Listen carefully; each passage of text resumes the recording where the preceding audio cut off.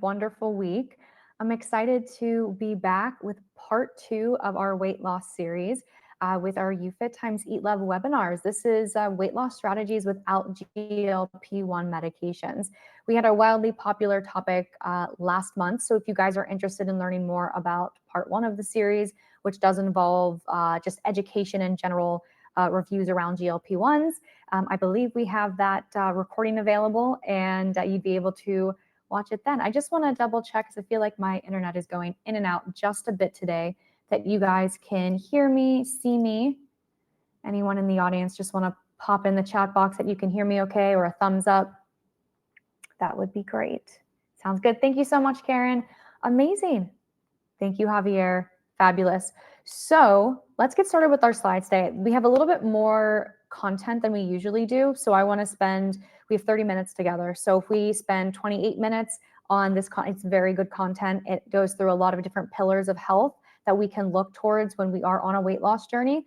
And then if you guys have extra time and you want to stick around and review Eat Love in a bit more detail, I'm always here to do that with you guys. So again, we had a record-breaking signups for today. So no surprise, we have tons of potentially new eyes on our webinars today. For those of you that don't know me, my name is Ale Zozos. I'm EatLove's lead dietitian, and I also present our nutrition webinar topics every single month. So let's dive into our slides right away, and I'll do some polls throughout our time together as well. All right. So our agenda today has the following: effective weight loss strategies beyond GLP-1 medication. So the traditional methods, your diet, your exercise, your mental health and well-being, your sleep strategies, practical tools for implementing those lifestyle changes and making informed choices about your weight loss journey.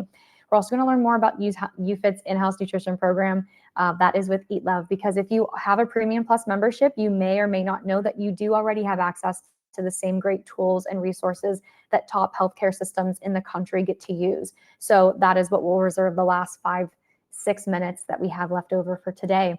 But let's dive in with effective strategies beyond GLP-1 medications. And starting with no surprise, nutrition is number one. So when we're looking at weight loss in a sustainable journey and end goal for our lives, it's a sustainable calorie deficit. That means we're consuming fewer calories than our body expends. We are consuming fewer calories than our body needs to do its daily jobs. I'm a huge fan of micro deficits. I've talked about this in webinars before, where the traditional, like if you're like, I want to lose weight really quickly, I have 2 months to lose 20 pounds, you're going to be in an extreme macro deficit. It's going to be very difficult to be, let's say, 1,000 calories plus more deficit a day. And if you're only eating, if your body needs 2,000, that puts you at 1,000 calories. It's not a lot to sustain. It's about the same calorie intake as a toddler, so 2 years old.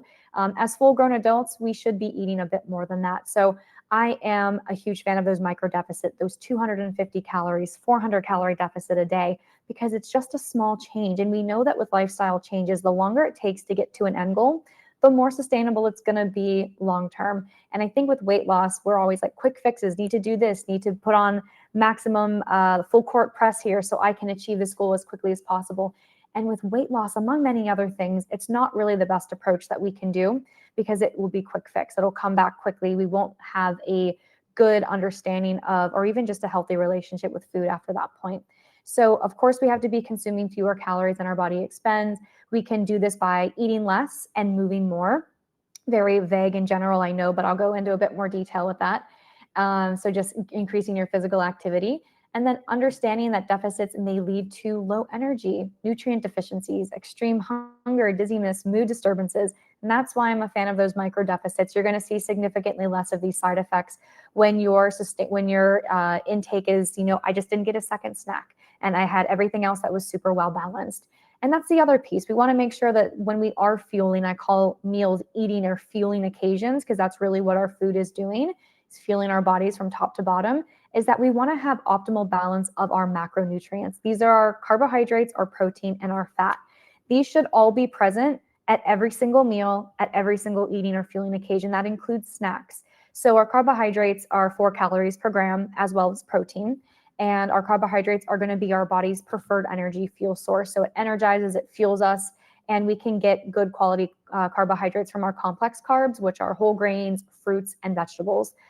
Beans and legumes are another in this category, but looking at the pictures that you see over here, lentils, spinach, carrots, cucumbers, tomatoes, we got oatmeal in this picture at the bottom, as well as strawberries. Very good complex carbohydrate sources. Carbs are our best friend when we are on a weight loss journey. We just want really good quality carbs. Protein, again, 4 calories per gram. They are known for muscle growth and maintenance. So a lot of really good lean protein sources include chicken, beef, fish, eggs, tofu, beans. I know you guys are probably thinking, I've heard all of these things before. And that's because the narrative doesn't have to change. It is a very simple formula that if we're following complex carbohydrates, lean proteins, getting healthy fats in our diets, we naturally have less room for things that aren't going to be as supportive towards our long-term goal, but doesn't mean we can't incorporate those in our diet. So fat is going to be the macronutrient that we need less in our day because it is the most calorie dense. There's 9 calories per gram. So more than double our carbohydrates and protein. And we're going to get healthy fats from avocados, nuts, olive oil, and in moderation. Usually when we're looking at a healthy plate, and I'm using like a my plate visual here, half of that plate is 50% vegetables, non-starchy vegetables. A quarter of that plate is going to be a lean protein, and another quarter is going to be a complex carb, whether it's a rice, a grain, quinoa, lentils, beans, whatever you want to put in that extra block. But usually the food on our plate is going to be using fat for preparation methods. So like olive oil to saute our chicken or bake our salmon, or even just in our grains so that they don't stick when they're cooking. And then maybe we top it off with a little bit of cheese. And that usually means that our fats are pretty well covered just in the preparation and the toppings of how you finish and polish off your dishes. So when we're looking for achieving nutritional balance, monitoring your portion sizes are going to be number one for each macro. I call it the point macro method. Just take a peek down at your plate and say, can I call out the protein? Can I call out the fat? Can I call out the carb on my plate? If I can't do that, what do I need to add to ensure optimal balance? So planning your meals ahead of time is a really great strategy to include that combination, and choosing nutrient-dense foods so you get more bang for your buck with those calorie budget that you have for that overall day. So we'll go through that in a bit more if you guys stick around to view our Eat Love piece at the end. So next we look into our movement, our physical activity, our exercise. I lovingly refer to exercise as physical activity, joyful movement things, because if we're not enjoying what we're doing, it's going to be really hard to maintain that on a regular basis. So this includes a variety of exercises. It includes cardio, it includes strength training, it includes flexibility exercises like yoga or Pilates or just stretching. So our aerobic are going to be burning our calories in that moment very quickly. Your body is pulling from the fuel sources that you have in your body to get through that run, to get through that aerobic dance class or anything that you're doing that is just very high cardio heavy. And the benefits are that it's improving your cardiovascular health. It's increasing your endurance and your stamina and burning calories again while you perform that exercise. Our strength training is going to focus on a little bit different benefit here. So our weightlifting, our body weight exercises, resistance bands, any type of strength classes that you may do, this benefits increasing muscle mass, preserving bone density, 2 very important things as we age. I know we may have some younger faces in the crowd today, but even myself, I'm getting up there. So we want to make sure that we're not just leaning on one type of exercise. We want to be well balanced in all aspects of our exercise. And weightlifting is a really great way to do that, to preserve that lean muscle mass, to preserve that bone density as we age. It improves functional strength and enhances metabolic rate, leading to long-term calorie expenditure even at rest. So let's say you do a 30-minute lifting session in the gym today. You may not burn as many calories during that session as you would in a 30-minute cardio or 30-minute treadmill run, but through that 24-hour period, you're going to be burning calories a lot longer. So I know like if you're using like devices or things and you're like, cardio gets me more bang for my buck because you're seeing that in the moment result, strength training is going to be just as important, and it's going to be doing all of these additional things for long-term health, and it's going to be burning calories longer throughout the day. And then, of course, our flexibility exercises benefits are increasing our range of motion, preventing any injury, aiding in recovery. So I know with me, I have the world's tightest hamstrings. If I'm doing deadlifts, I will be feeling that for days after. that I am incorporating a stretching day or a yoga or Pilates option in between my next lower body day, because my hamstrings are always screaming at me. I should probably use them a little bit more, but it's going to help in that recovery and promoting relaxation and just improving overall well-being. So all of this is really great, but just like our food, what are those strategies to incorporate this into our daily life? So setting aside specific times of the day to exercise to make it a priority. I know when we're starting on a, increasing your physical activity or exercise journey, again, we want to do everything that we can right at the beginning to see the maximal effort. And we may see that for a couple of weeks, but at some point we start to really burn out and dwindle of being consistent with that level of responsibility that we're holding ourselves to. So finding those times in your schedule, if you're like someone that wants to go to the gym 1 or 2 days more a week, what days are typically good for you? And these can be penciled in. They don't have to be static, permanent or marked in with marker, but picking a date and trying to stay as close to it, creating an appointment in your calendar like you do with any other work schedule. It's your time. It's your you time. So holding yourself accountable by picking days and times that you think are going to be easier in your schedule. For example, I cook 3 nights a week for dinner. Monday's always fish day because it's the freshest that I can get my fish. And then I don't have leftovers. I'm not a leftover person with that type of protein. And then Tuesday, I always cook as well. So Monday and Tuesday evening workouts do not work well for me because I'm cooking dinner and I'm doing like one extra thing after work. I'm not doing workout, I'm not cooking dinner, that sort of thing. So if Monday and Tuesday are on schedule and I'm making my meals, I'm working out in the morning on those 2 days. I have them penciled in my calendar. That's my me time. Wednesday, on the other hand, if I don't get to my morning workout, that's okay because I'm usually having leftovers from Tuesday. So it's that one extra thing that I can hold myself accountable to. So I challenge you all watching today just to consider, where would that extra day go? Just one. Think of that one extra day. Where would that go in your schedule? And try to hold yourself to it for at least 3 weeks in a row. Journal about it. Tell yourself, figure out what those challenges are of sticking to it. Maybe you do it for 2 weeks, but weren't able to do it the third. What happened? Be really open and honest with yourself about being consistent with those days. And then you can look to add more days. So obviously, we choose activities that are enjoyable. I want to mention it because sometimes we want to force ourselves to do things because we feel like we're going to get the best bang for our buck in that exercise, but we dread it. For example, I'm not a huge fan of plyometrics. I don't really like jumping. I will lift weights all day long as I don't have to jump with the weights. So I'm going to lean more towards the low impact, steady state exercises and things that are making me jump around and my head's going to get all, and I'm going to get all dizzy and, want to, by the end of it. So that is going to be more fulfilling and it's going to increase my adherence because I'm not going to be dreading it as it gets closer and closer to that date, to that time of that day.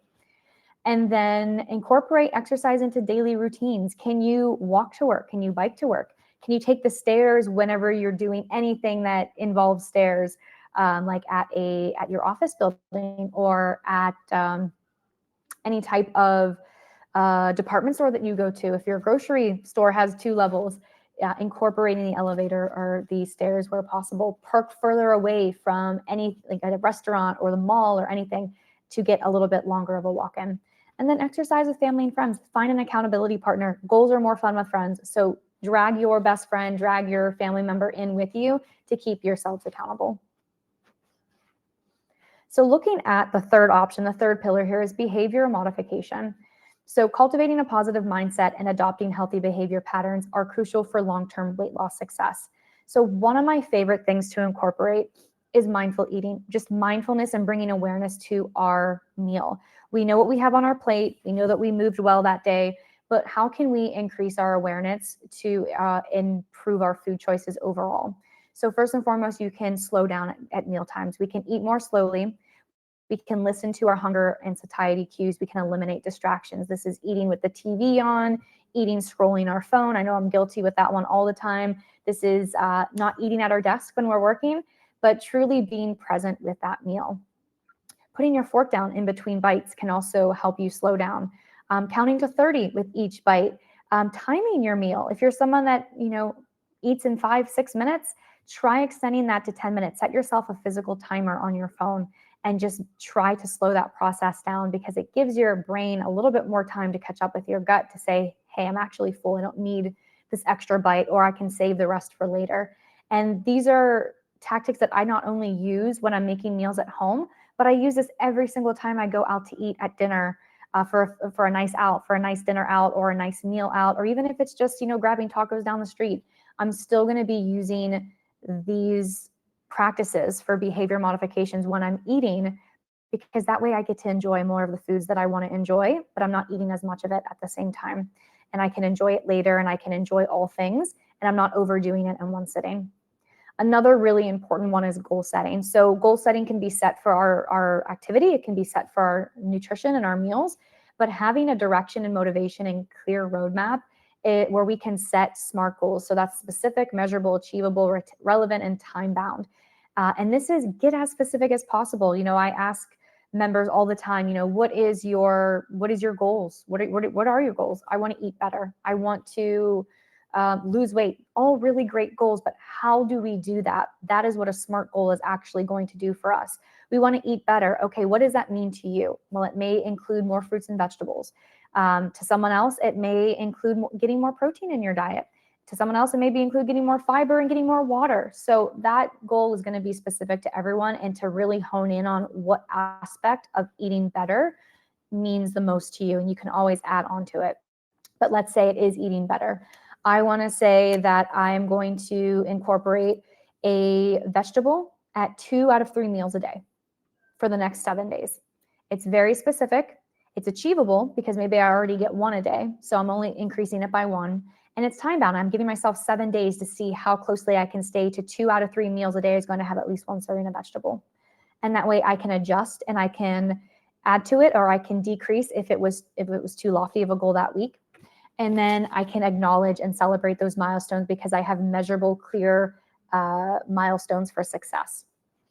Self-monitoring is another one. So this increases our awareness and better adherence to our behaviors. So we can track our progress by food logging, by tracking our exercise, by our non-scale victories. Taking measurements is a really great non-scale victory, because we find that anytime that we're on a weight loss journey, that scale, like even when you start lifting more, you're like, the scale is not really moving. I may actually even be gaining weight.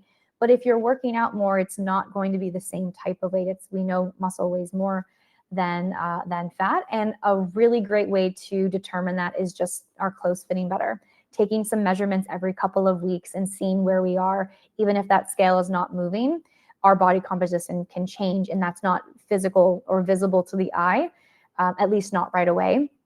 But our clothes are going to be the biggest judge of that immediately. And then engage in that reflection on success and areas for improvement to make adjustments. And then lastly with this one is setting up social support and accountability. So like I said, goals are more fun with friends. Seek support from family members, accountability partners, trainers at the club, anywhere that you can get that guidance and encouragement from if you are someone that does well with that type of motivation and accountability. And the last one is going to be stress management and sleep. And I would say of all 4 of these pillars, this is probably the one that's overlooked the most. And there are some really good reasons why it should actually be prioritized as number 1. And this is chronic stress and inadequate sleep, what that can do to our bodies. We know that stress can wreak havoc on weight loss journey. We could be doing everything right. We could be moving more. We could be getting fruits and vegetables every single day. We can be incorporating more whole grains, getting more fiber, hitting our macro goals, but we are not. We are constantly stressed. And if we are constantly stressed, we are increasing our levels of cortisol, which is a hormone, and it's associated with weight gain, particularly around the abdominal area. And this can trigger emotional eatings or cravings for high calorie or comfort foods. And we could say, I don't know why I'm doing everything right, but I'm still hungry and I don't know why. And I'm craving. I have these sugar cravings. I have these starchy cravings. I have these junk food cravings. It could be that you are just overly stressed and don't have a clear system to manage that at that point in time. Inadequate sleep is another one that can wreak havoc on our hormones. So our hormones, our hunger and fullness hormones are known as ghrelin and leptin. So this can leading to increased appetite and decreased feelings of fullness. So if we're not sleeping, this impairs our decision-making process and potentially self-control, making it harder to resist some of those unhealthy food choices. Because when we're sleeping, it gives us a time to reset those things. But if we are awake when we should be sleeping, so if we just have really poor sleep hygiene and you go to bed at 10 o'clock and you don't fall asleep until midnight or even later, and we're just laying there, our body, even when we're sleeping, our body is burning calories, but we could be burning a lot more if we're not actually sleeping. So we wake up, we could be feeling very hungry. We could be feeling very hungry in the middle of the night. So we want to be able to find where we are not having proper sleep, nip it really early on, get some good strategies in place to help decrease the symptoms and side effects of the hormones that can be disrupted by inadequate sleep and chronic stress. So what do those strategies look like? We have practice relaxation techniques, deep breathing, meditation, yoga. You can engage in physical regular movement and activity. I know I always feel better when I get a workout in, particularly my sweet spots in the morning. But if I do it in the evening, sometimes I have a little bit harder time falling asleep because it's not my usual plan. But I love morning workouts and activity. I always feel better and I sleep really well at night with that pattern. Establishing a consistent sleep schedule. This is a really big one, and this is probably the easiest place to start. If you are someone that goes to bed at a different time every single night, or you have a really hard time falling asleep, find a time that you want to hold yourself accountable, and you can make a SMART goal out of this, that you want to turn off your devices and distractions by 9:30, and you want to be in bed by 10, asleep by 10:15, 10:20. You can give that a shot, see how that works, see how that sits, and adjust as needed. Limiting your caffeine later on in the day, your electronic device use before bedtime, and avoiding heavier meals closer to bedtime. If you are going to have a later night snack, this is like something after dinner, I would lean on the side of a more protein-filled snack, like a Greek yogurt or something that has a bit more protein. The reason for that is that it's going to digest a little bit slower. And if you were to do something like carbohydrates, like that is your body's main fueling source. So you give yourself some carbohydrates, like a I don't know, I'm thinking of things that I have in my pantry. I have some Oreos, I have some chips, I have some crackers, relatively high carbohydrate foods. If I'm eating those before dinner, I'm giving myself an energy boost. It's that quick acting energy. My body thinks I'm going to be, working out or up working or doing something that involves a little bit more attention. So I'm going to have a harder time falling asleep if I am eating higher carbohydrates closer to dinner. So I lean on the side of protein when we come to the dinner piece or after dinner. So looking at practical tools for implementing these lifestyle changes, you have a lot at your fingertips. First and foremost is that you have EatLove with Premium Plus memberships through YouFit. This is your one-stop shop for meal planning, meal prepping, grocery shopping, food logging, and tracking your progress.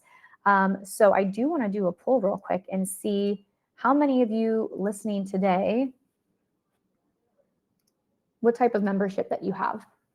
Because I know some of you may be prospects and looking to join the clubs.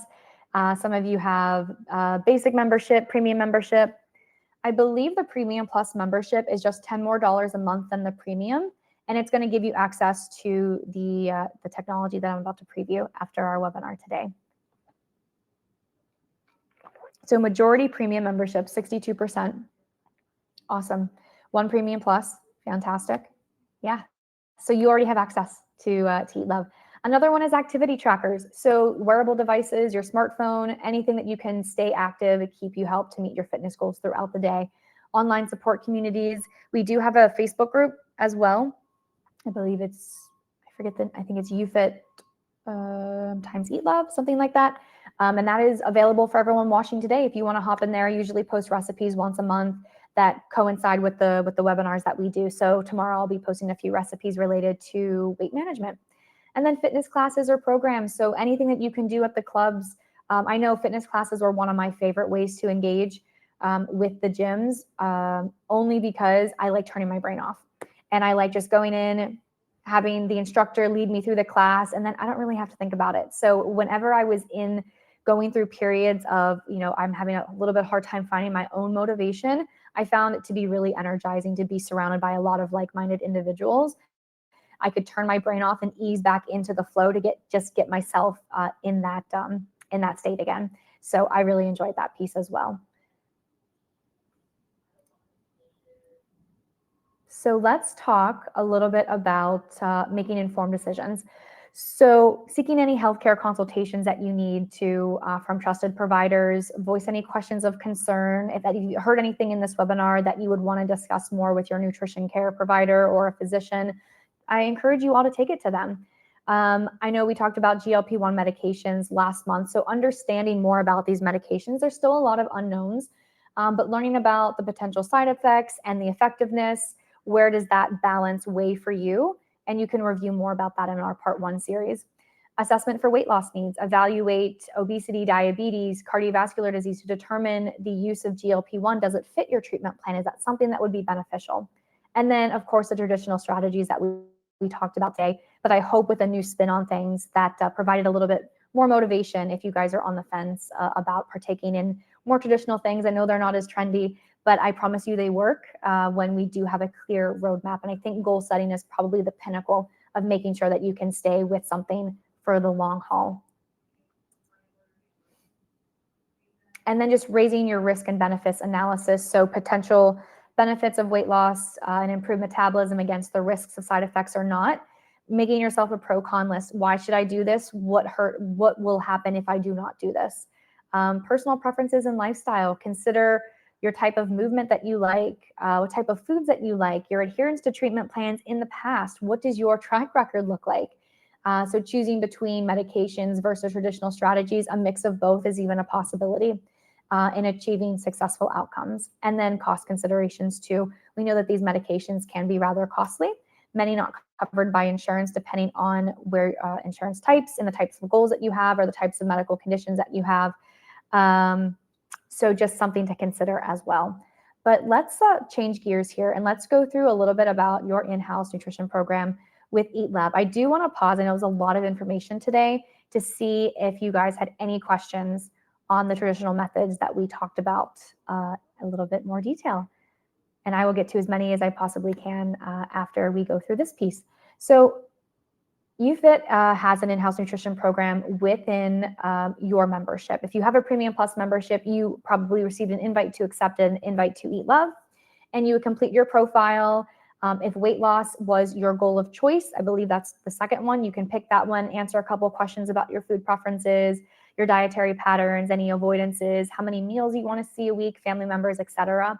And then by the end of it, you will get an automated meal feed that is going to walk you through step by step what meals are going to be most appropriate for you based on your health goals. So we have recipes that you make at home. We have restaurant meals. Think of, I believe, 175 of the most popular chains, Chipotle, Starbucks, to give you recommendations that fit within your nutrition profile. We also have ready-made meals and meal kits that would be integrated. We are fully integrated with grocery delivery and integration. And we have, trying to get out of this window. There we go. Our Facebook group, as well as our monthly webinars to kind of round out your nutrition piece of it. So I'm going to flip over here into my meal feed. I'm going to make this just a little bit bigger for you guys. And it looks very much like Spotify when you log in. You get, it's pretty much fast forward, rewind. You can favorite meals, you can repeat them. And I have a weight loss prescription set up today. And it's weight management. And if I scroll down to the bottom, I have my own nutrition profile. I have a macro breakdown that is higher in protein, a little bit lower in carb. It's on the lower end of carbs that I would recommend going, at least for sustainability purposes. We have maximums on things that we don't want to exceed, like saturated fat and sodium, added sugar. And we have minimums on things that we do want to get more of, our fiber, our fruits, our vegetables. And we have a range for our macros and energy needs. So the meal feed that we're looking at right here meets all of that criteria without even thinking about it. If I click on my nutrition graph for the day, I am well within the goals that I need to be under, and I am well exceeding the goals that I could be over. Like fiber, for example, 53 grams of fiber is a lot of fiber. And I think as a society, we could put a little bit more care and attention to the fiber piece rather than the macro piece. I think we'd all be better off for a lot of things. A lot of conditions are positively benefited by getting the minimum amount of fiber in our diet, which is 25 grams a day for women and 36 grams a day for men. So I can use this feed as inspiration and I can pull from it. I can also say, I don't want this oatmeal, but I could do something else instead. Maybe I want to do a strawberry overnight oats for breakfast. And maybe I want to do that for a couple of days. I want to repeat this dish for breakfast for a couple of days. And I just changed my meal feed in a couple of seconds. I can delete things if I don't eat it. I can swap with a restaurant meal. So here are the restaurant meals that we have. If I wanted to go to Starbucks for dinner, what can I get at Starbucks that matches my nutrition profile? It's going to keep me within my needs and I'm never going to exceed it. I always say that something's better than nothing. So if we're stuck at work or we're running errands and hunger hits then and we don't want to wait too long because maybe we don't have anything prepared at home, I can go to any of these places and get a meal that's still within my goals and I don't have to dwell on it. I don't have to feel guilty on it. I can truly move on at the next meal knowing that nothing has been disrupted. And I can choose a meal here, add it to my meal feed. I'm still within my goals for the day. It's perfect. I don't have to think about it. You can do that for as many meals as you want. I encourage you all to pick a number that's going to be realistic for you. I personally do 4 or 5 meals a week. I do one breakfast, one lunch, and some leftovers. And then dinner, I'll do like 3 dinners. I do fish on Mondays, protein on Tuesdays with the leftover. And then I usually do a vegetarian dish on Thursday or Friday, depending on when I get that 3rd meal in. But I found a system that works really well for me to the point where I know that I do this every single week, but it doesn't feel like I'm adding to the mental load or the physical burden that I have to actually cook a meal because I'm only holding myself to 3 days preparing dinners. And then when you're ready, you can actually add these meals to your grocery cart. We'll go to our cart. We can see that it has been populated. I can check off items that I already have. Definitely shop your fridge and pantry first. And then you can also add a la carte items. So anything in here, maybe I wanted to add bananas or like an RX bar or toilet paper. I could add anything here and it's going to be recognized whenever I export it to the grocery. From here, you can order online through one of our third-party integrations. We have all of Instacart. These are just the most popular. And then we also have Amazon Fresh, Whole Foods, and Walmart, depending on where you're doing your grocery shopping from. It'll save you about 2 hours a week. I'm a huge fan of this flow just because I don't know when I personally go grocery shopping. I also still love the grocery store, but I also love having the time and flexibility to spend that time preparing my meals or cutting my vegetables for the week or marinating my protein so they're ready to go the next day, just to make it a little bit easier on myself. And then if you are someone that likes to track and you want to log your food quickly, you can one-click log or you can add your items here. If I had a Kind bar, maybe I had a Kind bar, it's in my frequently used items, and I also had a banana. You can add foods here. There's a barcode scanner on the app. You can also take a picture of the nutrition facts label if it's not in our database, and it will upload that information automatically through computer vision and AI reading. So you don't have to enter this page manually. It will pull that information for you. You can track your water intake, your weight, your exercise notes. We also integrate with Fitbit. So if you do have a Fitbit, you could connect that here, and your calories burned and steps taken will also come over. And then you can see your daily totals at the top and export nutrition analysis if you want to see more detailed reports based on your age and gender. So how you're stacking up against what is recommended for you based on where you are in life. So a huge piece of this is just understanding diet quality. And that's what I love about the nutrition reports. Last thing I wanted to focus on today was just the meal search piece of it. So we have over 8,000 dietitian approved meals. It is the largest source of dietitian approved meals in one place. And you can use this filter to search for something that you're like, I have a hankering for Italian food that is 30 grams in protein. So I could put in Italian filters and I want 30 grams of protein minimum. That way I'm having a high protein Italian dinner. And I could say, okay, yeah, this is great. Italian sausage stew, perfect. I'm going to schedule that right into my planner. If you like variety and you like just trying new foods and using EatLove for foodie purposes and planning purposes rather than following a specific nutrition prescription to a T 100% of the time, you can open up the entire database and search the meals for something that's unique that you want to try as well. I love using EatLove for this feature. And then just the last part is our Nutrition Academy. If you have any generic questions on nutrition, we have about 40 handouts, 40 or 50 handouts that'll help you with time-saving kitchen hacks, getting more whole grains in your diet, understanding how to read a nutrition facts label, all of the things that we talked about in our webinar today of the hunger fullness scale, mindful eating pillar, another one, in-season produce would be a really great mindful piece. And then we have cooking and life skill videos to help you.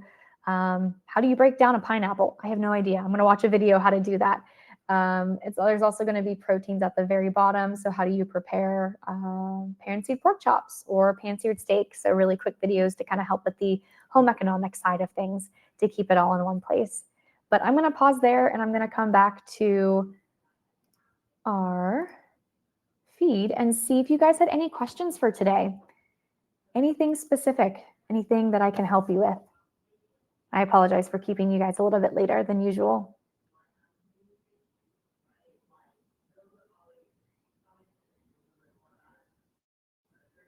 Awesome. Well, I will get this recording over to your team, and I believe it may be available on your channel soon. But let me know if you have any questions or any topics you guys want to learn more about. We do these webinars every single month, but you've been such a joy for today. And feel free to let us know if you have any questions. Have a good one.